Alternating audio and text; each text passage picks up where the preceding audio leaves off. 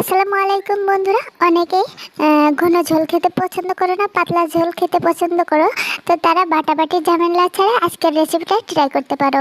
তো এখানে আমি নিয়ে নিয়েছি 1 কিলো খাসির মাংস, আর এর সাথে পেঁয়াজ কুচি, রসুন কুচি, আদা কুচি, শুকনো মরিচ, কাঁচামরিচ, এলাচ, লবঙ্গ, গোলমরিচ আর দালচিনি, পরিমাণ মতো হলুদের গুঁড়া, ধনিয়া গুঁড়া, লবণ, আস্ত জিরা, আর সরিষার তেল, আর সামান্য সয়াবিনের তেল, লাল মরিচের গুঁড়া দিয়ে ভালো করে মেখে নিয়েছি। অল্প আছে এটাকে জাল করে নিচ্ছি।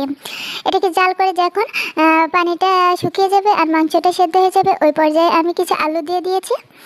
আর গরম মশলা গুঁড়া আর ভাজা জিরার গুঁড়া দিয়ে এটাকে 2-3 মিনিট মতন ভেজে নিয়েছি। আবারও ভাজা হয়ে গেলে এতে গরম পানি দিয়ে অ্যাড করে দিচ্ছি 2 কাপ মতন। আর একেবারে লোতে রেখে এটাকে জাল করে নিলেই রেডি।